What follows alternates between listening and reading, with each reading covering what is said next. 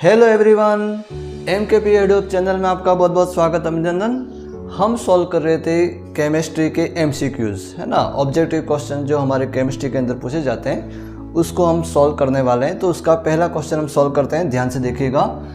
किसी परमाणु के दो क्रमिक आयनन विभव के मान में वृद्धि निम्न में से किसमें वृद्धि के कारण होती है। मतलब यहाँ पर ये कहना चाह रहा है कि हमारा कोई परमाणु है, जैसे एक परमाणु है X, ओके।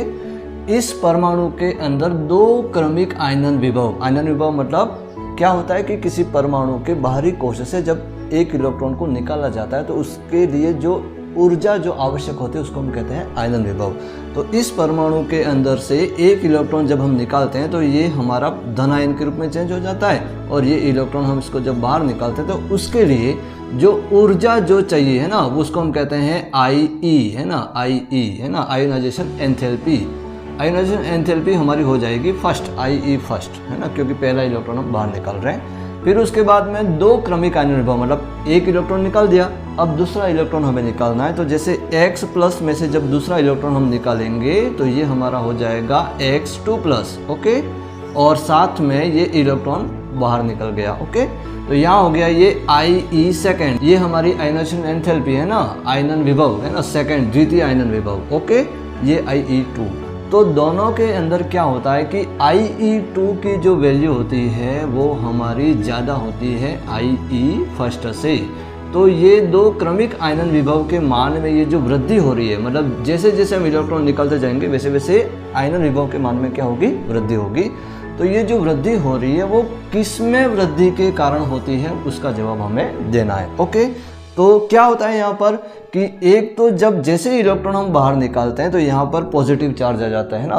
तो पॉजिटिव चार्ज आने के कारण जो न्यूक्लियस जो है ना, वो जो पहले जितने इलेक्ट्रॉनों को आकर्षित कर रहा था उससे कम इलेक्ट्रॉनों को आकर्षित करता है। मतलब धनायन मतलब पॉजिटिव चार्ज न्यूक्लियस में ज़्यादा हो गया, इलेक्ट्रॉन की संख्या क्या हो गई, कम हो गई, मतलब उसका प्रभावी नाभिकीय आवेश में क्या हो जाएगी, वृद्धि हो जाएगी। मतलब हम कह सकते हैं कि जब इलेक्ट्रॉन जब बाहर निकालते हैं तो परमाणु के अंदर प्रभावी नाभिकीय आवेश में क्या होती है, वृद्धि होती है। एक बात तो ये क्लियर होगी। दूसरी बात हमारी होती है आयनिक त्रिज्या। तो आयनिक त्रिज्या क्या होती है कि जैसे ही किसी परमाणु से इलेक्ट्रॉन बाहर निकलता है और धनायन बनता है तो उसकी त्रिज्या है ना, उसकी आयनिक त्रिज्या क्या हो जाती है, कम हो जाती है। तो उसकी साइज के अंदर क्या हो जाती है, कमी हो जाती है, ओके। उसके बाद में इलेक्ट्रॉनों की संख्या, तो जैसे ही हम इलेक्ट्रॉन बाहर निकालते हैं परमाणु के अंदर से तो उस परमाणु के अंदर इलेक्ट्रॉन की संख्या में क्या हो जाती है, कमी हो जाती है। इसका मतलब ये हुआ कि ये जो आयनन विभव के मान में जो वृद्धि हो रही है वो एक तो प्रभावी नाभिकीय आवेश में वृद्धि के कारण हो रही है और इन दोनों की कमी के कारण हो रही है। तो यहाँ पे क्वेश्चन क्या है कि निम्न में से किसमें वृद्धि के कारण होती है। तो यहाँ पर वृद्धि तो केवल किसके, प्रभावी नाभिकीय आवेश में वृद्धि के कारण ही होती है, और इन दोनों की तो क्या होती है, कमी होती है ना, वृद्धि होती नहीं है। मतलब हमारा ऑप्शन सही हो जाएगा, प्रभावी नाभिकीय आवेश की वृद्धि के कारण दो क्रमिक आयनन विभव के मान में क्या होती है, वृद्धि होती है। क्लियर, ये क्वेश्चन हमारा क्लियर हो गया। आगे क्वेश्चन के अंदर हम बढ़ते हैं। निम्न में से अंतराकाशी हाइड्राइड है ना, अंतराकाशी हाइड्राइड मतलब अंतराकाशी जो यौगिक होते हैं वो कौन से एलिमेंट बनाते हैं, कौन से तत्व अंतराकाशी यौगिक बनाते हैं। तो वो हमारे बनाते हैं डी और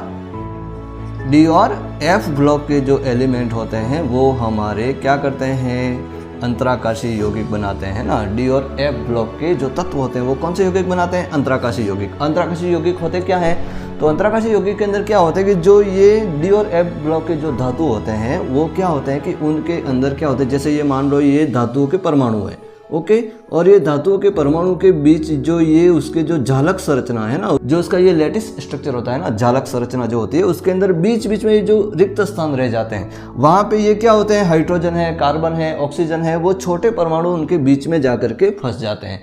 तो उस प्रकार के जो यौगिक बनते हैं उसको हम कहते हैं अंतराकाशी यौगिक। तो यहाँ पर क्या होता है कि ये चार ऑप्शन हमारे सामने दिए हुए हैं। पहला ऑप्शन हमारा है LiH। तो लिथियम और हाइड्रोजन है ना, लिथियम हाइड्राइड, तो लिथियम हमारा एस ब्लॉक का एलिमेंट है। यहाँ पर लिथियम और हाइड्रोजन के बीच में जो हमारा बंध बन रहा है वो हमारा आयनिक बंध बन रहा है, मतलब ये हमारा अंतराकाशीय यौगिक बनाता नहीं है। यहाँ पर फास्फोरस और हाइड्रोजन PH3 के बीच में सहसंयोजक बंध बनता है ना, कोवलेंट बॉन्ड का फॉर्मेशन होता है, मतलब ये भी हमारा अंतराकाशीय यौगिक नहीं है। अब यहाँ पर बात करते हैं CuH की। Cu हमारा डी ब्लॉक का एलिमेंट है और उस Cu के झालक संरचना के अंदर बीच में जब हाइड्रोजन के मॉलिक्यूल आ जाते हैं तो CuH के हम क्या बनाते हैं, हमारे वो अंतराकाशीय यौगिक का निर्माण करते हैं। ओके, तो ये हमारा अंतराकाशीय यौगिक बनाने वाला हाइड्राइड हमारा हो जाएगा CuH। और ये हमारा कैल्शियम हाइड्राइड है ना, कैल्शियम हमारा एस ब्लॉक का एलिमेंट है, तो कैल्शियम और हाइड्राइड के बीच में कौन सा बॉन्ड बनेगा, हमारा आयनिक बंध बनेगा। ओके, तो अंतराकाशीय हाइड्राइड बनाने वाला हमारा जो यौगिक है वो CuH है ना, बाकी नहीं है। ओके, ये हमारा क्लियर हो गया CuH। आगे बढ़ते हैं नेक्स्ट क्वेश्चन के अंदर। सीमेंट में जिप्सम को क्यों मिलाया जाता है ना, ये सीमेंट जो होती है उसके अंदर हम जिप्सम को मिलाते हैं, तो सीमेंट के अंदर जिप्सम को क्यों मिलाते हैं। 4 ऑप्शन हमारे सामने दिए हुए हैं, इसमें से एक ऑप्शन हमारा सही है, उसको ढूंढना है। उसका रंग हल्का करने के लिए, सीमेंट के रंग को हल्का करने के लिए हम जिप्सम मिलाते हैं, नहीं, ये ऑप्शन हमारा क्या है, गलत है। ओके, सीमेंट के जमने की प्रक्रिया को धीमा करने के लिए, तो तेजी से जो सीमेंट जमती है उसको रोकने के लिए ना, उसकी प्रक्रिया को धीमा करने के लिए, सीमेंट को जमने से रोकने के लिए उसके अंदर हम क्या मिलाते हैं, जिप्सम को मिलाते हैं। मतलब इसका जो कारण है वो हमारा कहाँ पर दिया हुआ है, ऑप्शन बी के अंदर इसका जो रीज़न है वो दिया हुआ है, मतलब ये ऑप्शन हमारा सही है। ओके, उसके बाद और ऑप्शन कौन सा है कि चमकदार सतह प्राप्त करने के लिए, नहीं, चमकदार सतह प्राप्त करने के लिए जिप्सम को मिलाते नहीं है। और चौथा ऑप्शन हमारा है उपरोक्त में से कोई नहीं, मतलब इन तीनों में से कोई भी नहीं है ना, मतलब ऐसा तो है ही नहीं, हमारा बी ऑप्शन है। ओके, तो इस क्वेश्चन के अंदर हमारा आंसर हो जाएगा कि सीमेंट को जमने की प्रक्रिया को धीमा करने के लिए हम उसके अंदर, सीमेंट के अंदर क्या मिलाते हैं, जिप्सम मिलाते हैं। क्लियर। उसके बाद में हमारा नेक्स्ट क्वेश्चन क्या है, निम्न में से किसकी प्रकृति अम्लीय होती है ना। 4 यौगिक आपके सामने दिए हुए हैं, चारों में से किसकी प्रकृति अम्लीय होती है ना, एसिडिक होती है, वो हमें बताना है।